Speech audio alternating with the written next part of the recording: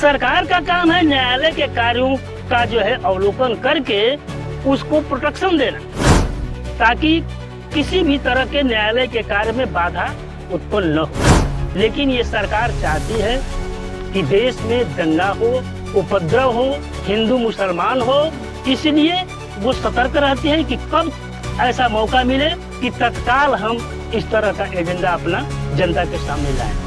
देश चला रहे नौकर काम कैसे कर सकते? वो नौकर का काम कर रहा है, इसलिए को बिक चुका है। बिका हुआ व्यक्ति हमारे देश का पीएम बना है। अच्छा, इतने भारत को पीएम है, ये प्रमाणित करता है। दर्जा दे रहे हैं। 2014 से पहले अडानी की क्या स्थिति थी दुनिया में?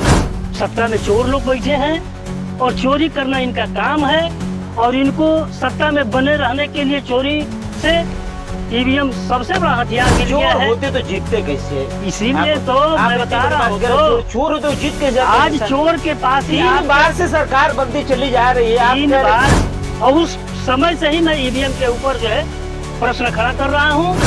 और जगह पे आप लोगों को सीटें निकल जाती हैं, सपा की सीटें, बसपा की सीटें, तो ईवीएम खराब नहीं होता है वहाँ पे? बिल्कुल, वो एक फिर कैसे निकल जाती? वो एक व्यवस्था निकलना होता तो सारी सीटें निकलती। वो एक देखिए, चोर जो होता है, चोरी करता है तो छुपाने के लिए कुछ व्यवस्था भी अपनी रखता है। नमस्कार मित्रों, मैं संतोष आप सभी का स्वागत करता हूँ भारत न्यूज़ में।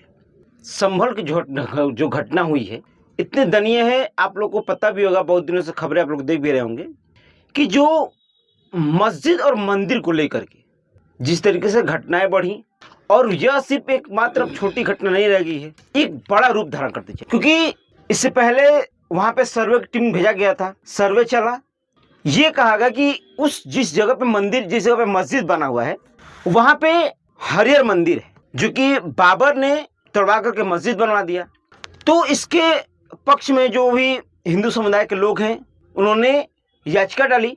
याचिका संभल के चंदौली कोर्ट में पड़ी, पास भी वो याचिका हो गई, और फिर तब टीम वहां पहुंची सर्वे करने। सर्वे चल ही रहा था कि जो दूसरे पक्ष वाले लोग हैं वहां से पत्थरबाजियां हुई, आगजनी हुई, और धीरे धीरे एक बहुत बड़ा आक्रोश का कारण बन गया, जिसमें 4 लोगों की जान भी गई है। और इसमें बहुत सारे बयान भी आए, पुलिस की तरफ से भी अपने पक्ष आए, और इस पे अखिलेश यादव जी का भी बयान आया। हम लोग इसी पे चर्चा करेंगे। अभी फिलहाल हम लोग इस पे चर्चा करने के लिए, जो कि एक समाज सेवी हैं, समाज के लिए काम करते रहते हैं और जो उठाते रहते हैं, बलवंत सिंह सिकरवार, बहुत बहुत स्वागत है आपका भारत न्यूज़ में। खबरें आपने देखी जी, संभल की जो घटना, जो साफ तौर से दर्शा रहा है कि मंदिर और मस्जिद के लिए घटना, जो कि ये झगड़ा हो रहा है। हालांकि खैर ये कोर्ट का मामला है, कोर्ट अपना जो भी विवरण समझ देगी कि उसमें मंदिर था या नहीं था, मस्जिद है कि नहीं है, वो तो अलग मामला है, कोर्ट अपना राय देगी। लेकिन जिस तरीके से आक्रोश पे आक्रोश बढ़ता चला जा रहा है, ये हुआ कि चलो मामला बड़ा है तो शांत धीरे हो जाएगा, लेकिन उसमें 4 लोग की जान गई है। इसके विषय में आपकी क्या राय है, क्या कहना चाहेंगे इसके विषय में? पहले सर्वप्रथम आपके चैनल को सुनने वाले लोग, जितने भी लोग हैं, मैं उनका तहे दिल से स्वागत करता हूं, और आपका भी स्वागत करता हूं कि आप इस ज्वलंत मुद्दे को लेकर के कम से कम सचेत तो हैं, एक सवाल तो खड़ा कर रहे हैं जनता के बीच में। जनता के लिए जो आवाज़ होनी चाहिए उसको आप उठाने का काम कर रहे हैं, इसलिए आपका बहुत बहुत धन्यवाद। धन्यवाद। देखिए, ये राजनीति है, और राजनीति में एक पक्ष जो सिर्फ धर्म के मुद्दे को लेकर के चलने का काम कर रहा है, और उसका सिर्फ एक ही छुपा हुआ एजेंडा है। वो अपने आप को सामने खड़ा होकर के सिर्फ वो ये नहीं बोल सकता कि मैं सिर्फ हिंदू की राजनीति करता हूँ, लेकिन उसका एजेंडा एकदम छुपा हुआ है, लोगों के सामने खुला एजेंडा है, लेकिन इंटरनल वो छुपाना चाहता है, मंच पे वो आकर के नहीं बोलना चाहता है, इसलिए कि ये हिंदुस्तान है। हिंदुस्तान की संविधान, आज संविधान दिवस भी है।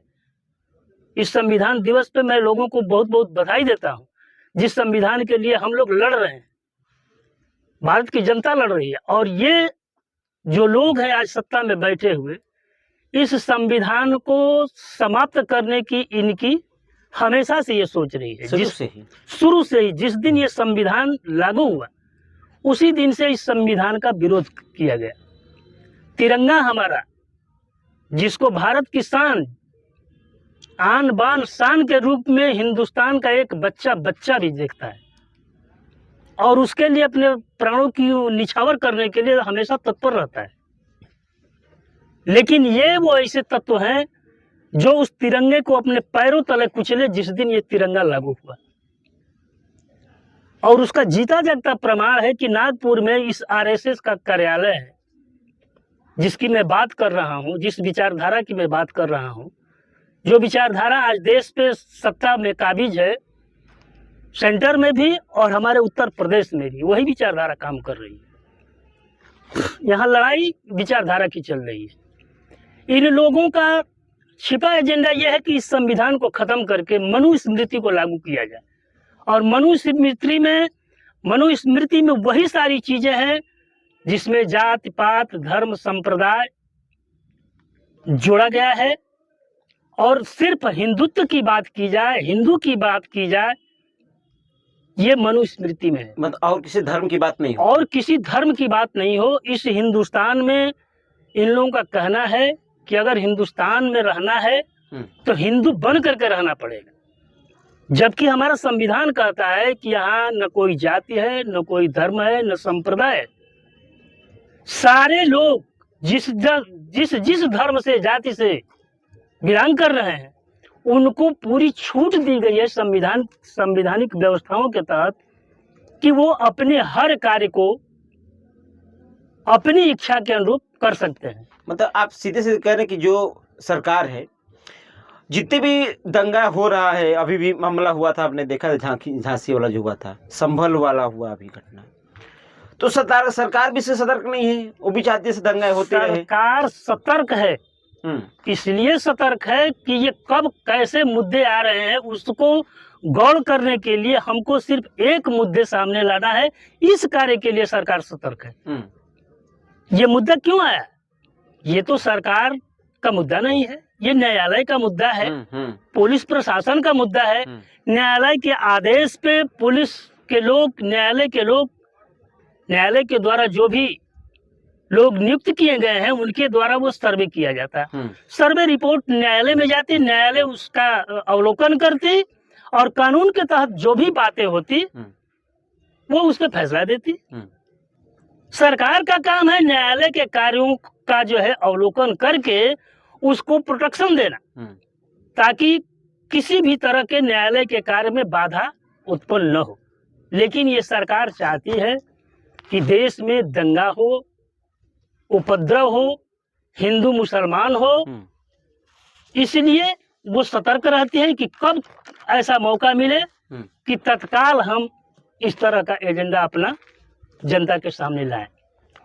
घटना संभल में हुई, पत्थरबाजियां हुई, आगजनी हुई, हाँ जी, यहाँ तक कि गोलियां भी चली। गोली भी चली। पुलिस प्रशासन बोल रही है कि हमने कोई गोली नहीं चलाई है।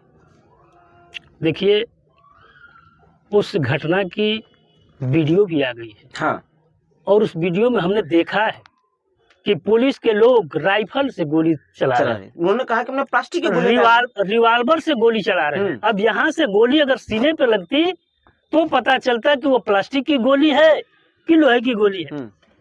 लेकिन जब हम देख रहे हैं कि गोली चल रही है, प्लास्टिक की गोली उस पर कहाँ से चलाने का क्या मतलब है? मस्जिद में कौन लोग बैठे थे? मस्जिद में कितने लोग इकट्ठे थे? भीड़ तो बाहर सड़कों पे दिख रही है। जो दंगा कराने के लिए भीड़ प्रायोजित की गई थी पहले से वो भी बिल्कुल इसलिए कि वो सरकार का एजेंडा है। एजेंडे को लागू करने के लिए उस तरह की व्यवस्थाएं बनाई गई हैं। न्यायालय का अपना काम है, न्यायालय अपना काम करता, पुलिस अपनी काम करती, वह जनता का क्या काम है? अगर अवरोध कोई खड़ा करता तो पुलिस प्रोटेक्शन वहां पे। 4 लोग जो जान गए, उसमें 4 नहीं 5 लोगों की जान गई है। सुबह सूचना के आधार पे 5। तो फिलहाल जो 3 लोग जान गई थी, अब बढ़ोतरी हो गई है जी। लेकिन उसमें ये बातें सीधे सामने निकल के आई है कि उन लोगों के कट्टे से ही गोली लगी है, ना कि पुलिस प्रशासन के कट्टे से। कुछ भी कहा जा सकता है। जो लोग कट्टा लेकर के खड़ा है, ये सोचने की बात है वो खुद को आत्महत्या क्यों करेंगे? जो कट्टा लेकर हथियार लेकर के खड़ा है तो दूसरे को मारने के लिए खड़ा है, अपने हथियार लिया है। अपने को सुसाइड करने के लिए नहीं, जो कट्टा लेकर के वैसे जगह पे इकट्ठा है। ये सोचने की बात है और समझने की बात है। आप लोग भी इसको सोचिए और समझिए कि जो व्यक्ति वैसी जगह पे हथियार के साथ जा रहा है वो दूसरे पे आक्रमण करने के लिए जा रहा है कि खुद सुसाइड करने के लिए हथियार लेकर जा रहा है। ये तो पुलिस और प्रशासन, सरकार, इन सारे लोगों का अपनी कुकर्मों को छिपाने का प्रयास है। जो उन लोगों पे इस तरह का आरोप लगा रहे हैं कि कट्टा जो है उन लोगों से खुद ही चल करके और वो मारे गए के 4-5 लोग अपने कट्टे से मर गए। प्रशासन तो कह रही कि हमारी कुछ गलती नहीं है। प्रशासन तो हमेशा कहेगी, कब कहते हैं कि प्रशासन के हमने जो है लोगों को मार दिया है? आपने कभी देखा है, कभी सुना है? इतना आप न्यूज कवर करते हैं, आपके सामने भी घटनाएं घटती है तो पुलिस उसको किस तरीके से जो है जनता के सामने पेश करती है कि मैं तो दूध का धुला हुआ हूँ। पोस्टमार्टम रिपोर्ट तक दर्शा दी गई उसमें। पोस्टमार्टम रिपोर्ट का क्या मतलब है? जब कोर्ट में जज लोया जैसे लोगों को मार दिया जाता है। मैं एक सवाल खड़ा करना चाहता हूं, अभी हमारे जो चंद्रचूड़ जी जो चीफ जस्टिस के रूप में सेवानिवृत्त हुए हैं, उनके कार्यकाल में ईवीएम को लेकर के याचिका दायर की गई। चुनाव आयोग विपक्ष की पार्टियों का कोई संज्ञान नहीं ले रहा था। जो जो आरोप इन लोगों ने लगाया अनदेखी करता गया। इसको देख करके लोगों ने सुप्रीम कोर्ट में अपना याचिका दाखिल किया और सुप्रीम कोर्ट में उस जज से मिलने के लिए हमारे प्रधानमंत्री महोदय उसके घर चले गए। सेटिंग हो गई, चुनाव हो गया, उनका निवृत्ति भी हो गई, लेकिन उस पर कोई डिसीजन नहीं हुआ। उस पर जो है कोई सुनवाई तक नहीं हुई। इसको आप क्या कहेंगे? इस पे जो संभव जो सारी व्यवस्था मैं इस पे पॉइंट पाऊंगा कि आपके पॉइंट, हाँ मैंने आपकी पॉइंट पाऊंगा, ईवीएम पे भी आऊंगा। लेकिन जो समग्र जैसे घटना घटी तो अखिलेश यादव जी का एक बयान आया, उन्होंने साफ तौर से उसमें कहा है कि जो है कि जब चुनाव हुआ उसके बाद ये दंगा हुआ, ये दंगा भारतीय जनता पार्टी इसलिए करवाई है, सरकार इसलिए करवाई है ताकि जो चुनाव में धांधलियां हुई, जो ईवीएम में धांधलियां हुई हैं, उसको लोग भूल जाए और इसी में लोग लगे फिरे ताकि वो मैटर हम खत्म हो जाए। अखिलेश यादव जी का ये बयान अक्षरशः 101% सत्य है। इसलिए सत्य है, महाराष्ट्र में बीजेपी ने चुनाव लड़ा 152 सीट पे 152 सीट पे और 133 सीट वहां पे जीती है बीजेपी। उससे पहले चुनाव परिणाम आने से पहले वहां बोल दिया गया था कि हमारे जितने भी सांसद आज के डेट में यहाँ पे हैं, अरे विधायक हमारे यहाँ पे हैं विधानसभा में, उसमें से एक भी विधायक चुनाव हारने वाला नहीं है, सभी जीत करके आएंगे। शुरू से जिस तरीके से हरियाणा में वहां का मुख्यमंत्री सैनी बोल दिया था कि आप लोग शांत रहिए, पत्रकारों से बोला था कि आप लोग सवाल बिना मतलब का कर रहे हैं, कल हमारी पूर्ण बहुमत की सरकार बनने वाली है और आप लोग साथ बैठ करके चाय पीजिएगा। जबकि वही पत्रकार, देश की सारी मीडिया, सारे लोग, सारे सर्वे ये बता रहे थे कि हरियाणा में उनकी सबसे बुरी दुर्गति होने जा रही है। हाँ। देखने से, आप लोगों की रिपोर्टिंग देखने से ये पता चलता था कि उनकी सभाओं में 1000-2000 लोग की भीड़ तक नहीं होती थी। मोदी जी जैसे चुनाव कैंपेनर जिनके पीछे लाखों की जनता खड़ी होती थी, उनकी सभाओं में 1000, 2000, 4000 लोग उपस्थित होते थे और वहां पे सैनी जी का एक एक बात अक्षरशः सही हुआ और पूर्ण बहुमत की सरकार बनी। इतनी पूर्ण बहुमत की सरकार बनी कि जब मोदी की पूरे देश में लहर चल रही थी 2014 में, उस समय उतनी सीटें नहीं आई हरियाणा में। अब आती है जो लेकिन आज जब सड़कों पे मोदी जी को लेकर के लोग गालियां दे रहे हैं, उस सरकार को गालियां दे रहे हैं, उस सरकार को कोस रहे हैं, उस मुख्यमंत्री को कोस रहे हैं, इसके बावजूद उतनी सीटें आई कि 2 चुनाव वहां पे सरकार बना करके सरकार में काम किया उस पार्टी ने, उतनी सीटें नहीं आई थी। आप शुरू से ही राजनीति से जुड़े हुए हैं, जी। समाज सेवी हैं। जी जी। क्या आपने कभी चुनाव में देखा है कि पुलिस प्रशासन जो है कि बंदूक की नोक के लोगों को भगाती हुई या फिर आईडी चेक करती हुई, लेकिन इस बार के चुनाव में ऐसा देखा गया है। हाँ इसके विषय में क्या कहना मैंने चाहेंगे आप? देखा है, हम्म, मैंने देखा है नहीं, मैंने झेला है। हम्म, ये मेरे गांव की ही घटना है। हम्म, मैं ग्राम सभा सेवरायूं, जिला गाजीपुर, उत्तर प्रदेश का निवासी हूँ। हम्म, और अपने गांव में एक उपचुनाव हुआ था, हम्म, जिस चुनाव में माननीय विधायक, हमारे भाजपा के विधायक श्री राम सिंहासन सिंह जी विजयी हुए थे। हम्म, उस समय की स्थिति ये थी कि हमारे गांव में 12 बजे रात तक हम्म, 40 और 50 घोड़े पे बैठ करके सिपाही दहशत पैदा कर रहे थे कि कोई न जाए। और जिस दिन चुनाव हुआ, कोई भी वैसा राजनीतिक व्यक्ति नहीं बचा था जो किसी भी पार्टी से संबद्ध हो, सिर्फ बीजेपी को छोड़ करके, जो वहां पे मारा न गया हो, पीटा न गया हो। पुलिस को राइट नहीं है उसका एविडेंस देखने का, लेकिन चूंकि आपको डिस्टर्ब करना है, आपको वहां से भगाना है, पुलिस ही वो काम कर रही है जो कि उसका काम नहीं है। लोगों को पीटा गया, दौड़ाया गया, मारा गया, महिलाओं तक खेदा, महिलाओं तक को नहीं वहां पर बख्शा गया था। ये मैं देखा हूँ, अपने बूथ पे देखा हूँ बंधु। हमारे सेवराई गांव के जितने लोग हैं, अगर मेरी आवाज को सुन रहे हैं, मेरी बात को सुनेंगे, तो इस चीज को साबित करेंगे कि मैं जो बोल रहा हूँ वो गलत बोल रहा हूँ कि सही बोल रहा हूँ। हरियाणा तो दूर है, हरियाणा की तो बात दूर है, महाराष्ट्र की दूर की बात है, जहां हम देखे नहीं है, हम गए नहीं है। आप लोगों के माध्यम से जो दिख रहा है समाचारों में, उस माध्यम से हम लोग देख रहे हैं और समझ रहे हैं और जान रहे हैं। लेकिन जहां पे हम खुद मौजूद थे एक वोटर के रूप में, वहां स्थिति पैदा, वहां स्थिति ये थी। तो ये बीजेपी के शुरू से मैनिफेस्टो रहा है, काम उसका कुछ नहीं है, समाज में नफरत फैलाना उसका काम है। और नफरत के बदौलत सत्ता काबिज होना, सत्ता पे काबिज होना उनका एक एजेंडा है। यही इस सरकार की सबसे बड़ी। अच्छा, मैं अक्सर देख रहा हूं, एक पॉइंट मैं आपसे रखूंगा जरूर, कि जब भी कोई चुनाव आ रहा है तो सरकार जो है कि न कि रोजगार पे, युवाओं के लिए, गरीब जनता के लिए बात कर रही है। जहां भी मंच लग रहा है, जहां भी सभाएं लगाई जा रही हैं, वहां सिर्फ एक ही लगाया, यानी कि बटोगे तो कटोगे, एक हो तो सेफ हो। आखिर इसका क्या मतलब बनता है? मैं बार बार इस सवाल को उठाता हूं हमेशा।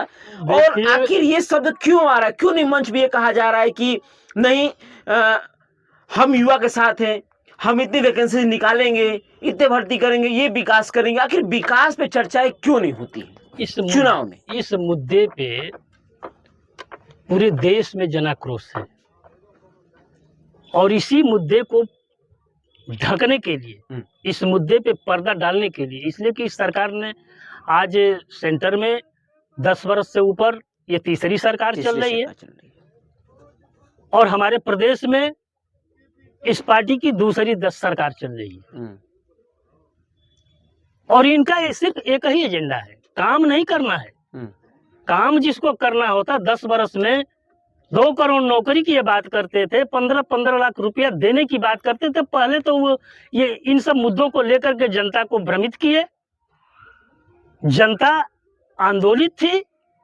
वो भी एक पुराना मुद्दा है, उसको मैं नहीं उधेड़ना चाहता हूँ। उसको भी आप जानते हैं कि साजिश के तहत ही कांग्रेस के खिलाफ इन लोगों ने जन आंदोलन किया था, जो अन्ना को खड़ा करके सामने। तो वो एक अलग मुद्दा है। तो ये इनकी साजिशें हैं। इनको न नौजवानों की चिंता है, न महिलाओं की चिंता है, न समाज की चिंता है। इनको चिंता सिर्फ इस बात की है कि सत्ता में हम किस तरह से हमेशा काबिज रहे, हमेशा मेरी सत्ता बनी रहे। अगर ऐसी सोच नहीं होती तो ये लोग दलील देते हैं कि ईवीएम तो कांग्रेस के समय में ही आई थी। सही बात है, वो तो कहते ही है कि ईवीएम कांग्रेस लाई, तो फिर अभी क्यों सवाल खड़ा कर रही है? हाँ, कहते हैं जरूर, लेकिन ये बात भूल जाते हैं कि हमारे माननीय प्रधानमंत्री मोदी जी खुद इस व्यवस्था पे जो है सवाल खड़ा किए थे, और ये खुद बोले थे कि मित्रों, जहां देश में नहीं विदेशों में पढ़े लिखे लोग भी बैलेट पेपर के ऊपर मुहर लगाते हैं, तो हमारे देश में तो बहुत सारे अनपढ़ हैं, यहाँ ईवीएम की क्या आवश्यकता है? जबकि सरकार ने, कांग्रेस सरकार ने जो ईवीएम लाने का काम किया था वो एक परीक्षण के तौर पर रखा गया था, और आज भी मुझे जहां तक जानकारी है कि आज भी उसी परीक्षण के दौर में ये चल रहा है, उसको हटाया नहीं गया है, सेटिस्फाइड नहीं किया गया है। उसी परीक्षण के दौर में आज भी ईवीएम से पूरे देश में चुनाव हो रहा है। आप देखे होंगे, आपके संज्ञान में होगा कि जब ईवीएम को देश में लागू करने की बात हुई तो पहले एक प्रदेश में किया गया, इसके बाद दूसरे प्रदेश में किया गया, तो वो परीक्षण का दौर चल रहा था कि इसका रिजल्ट कैसा आ रहा है। लेकिन आज जबकि पूरी दुनिया इससे किनारा कर रही है, ईवीएम बनाने वाली जो कंपनी थी उन्होंने दावा किया जापान का, वहां ईवीएम खत्म कर दिया गया, अमेरिका में ईवीएम खत्म कर दिया गया। सारे पश्चिम के देशों में ईवीएम से चुनाव नहीं होते। हमारे समझ से दुनिया में 2 या 3 देश है ऐसे जहां की ईवीएम से आज भी चुनाव हो रहे हैं, लेकिन वो भी बहुत जल्द ही उसको लाए हैं, और उसको जहां तक तो उम्मीद है कि वहां भी वो चीज खत्म हो जाएगी। लेकिन चूंकि यहाँ सत्ता में चोर लोग बैठे हैं और चोरी करना इनका काम है, और इनको सत्ता में बने रहने के लिए चोरी से ईवीएम सबसे बड़ा हथियार मिल गया है। होते तो जीतते कैसे? इसीलिए तो मैं बता रहा हूँ, तो चोर होते तो जीत कैसे? आज चोर के पास ही 3 बार से सरकार बनती चली जा रही है। 3 बार से सरकार बनती चली आ रही है। आप सन 17 में 14 में चुनाव हुआ, ये 14 में जीते थे, और 2017 में 1917 में नहीं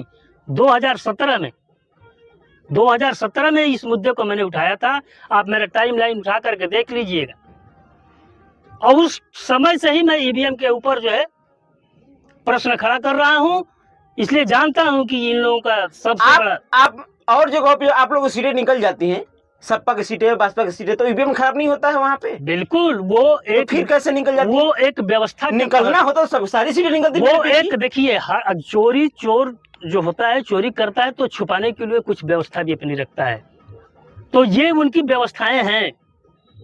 मैं पहले भी समाचार चैनल में इस बात को रख चुका हूं, परिणाम आने से पहले, चुनाव के बाद, कि आप देखिएगा, मैं पूरी तरह से घोषणा कर चुका था कि ये मेरी भविष्यवाणी है। हाँ, आपने बात को रखा था इस बात को। ये मेरी भविष्यवाणी है कि 2 स्टेट में चुनाव हो रहे हैं, महाराष्ट्र और झारखंड। आपने कहा था कि झारखंड छोड़ करके सरकार महाराष्ट्र में नजर, हमने कहा था कि दोनों जगह ये चुनाव हार रहे हैं, लेकिन झारखंड को ये लोग छोड़ देंगे, महाराष्ट्र में नजर गड़ाएंगे। महाराष्ट्र पे नजर गड़ा करके वो ऐन कैन प्रकरण चाहे जैसे भी हो वहां चुनाव जीतना है, इसलिए कि वहां अडानी का प्रोजेक्ट फंसा है, उसको पास करना है, उसको जो है पास करना है। इसलिए कि मालिक का नौकर जो है काम कर रहा है, तो मालिक का नौकर देश का मालिक है, और उस नौकर का मालिक कोई और है।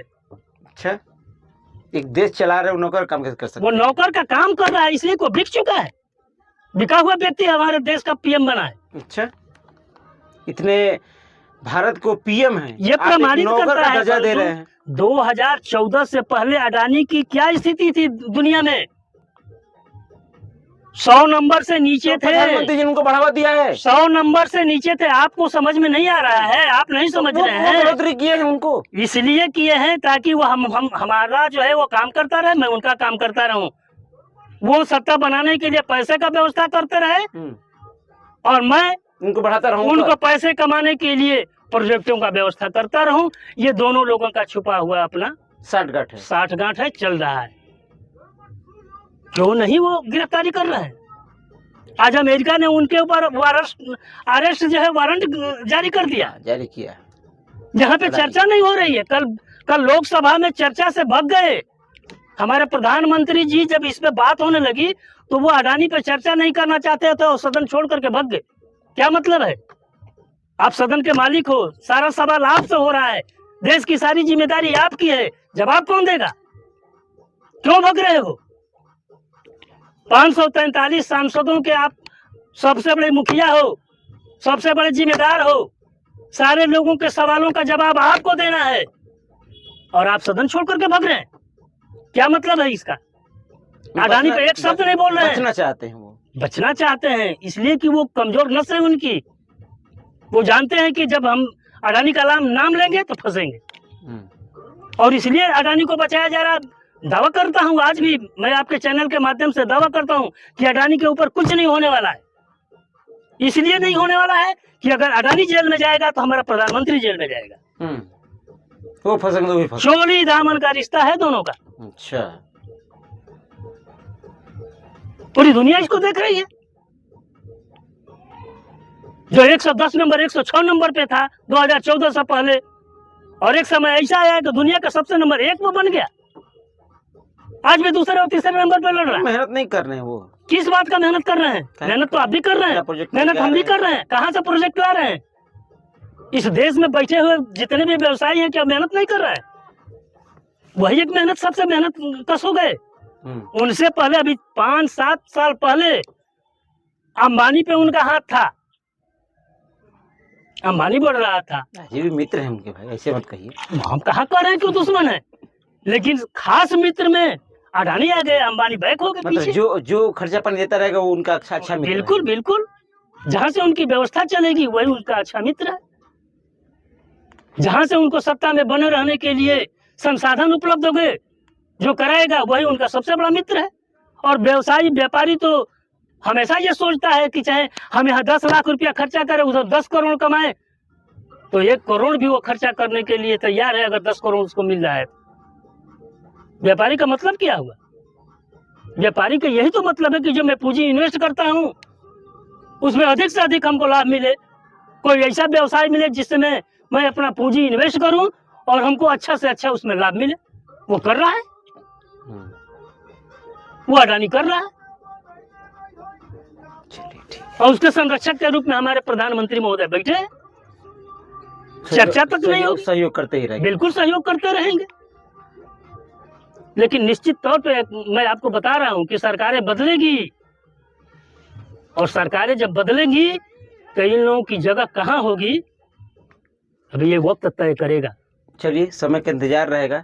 आपकी भी बातों को देखा जाए कि नहीं। आपने जो कहा है कि सरकार बदलेगी, वो समय कब आएगा वो तो अब देखना ही है, भविष्य के गर्भ में है। चलिए ठीक है। वैसे इसके बारे में आप क्या सोचते हैं, जो भी जनता है संभल के बारे में आप क्या सोचते हैं, या फिर जो ईवीएम के लिए सवाल खड़े किए गए हैं, क्या जो ये संभल की जो घटना हुई, झांसी की जो घटना हुई, क्या चुनाव में हुए धांधली को लेकर के उसको धूमिल करने के लिए घटनाएं की गई, ऐसे आक्रोश फैलाए गए, आगजनी की गई? तो इसके विषय में थोड़ी सी कमेंट बॉक्स में आप जरूर बताइएगा, अपनी राय रखिएगा। हम लोग विदा लेते हैं। नमस्कार। नमस्कार।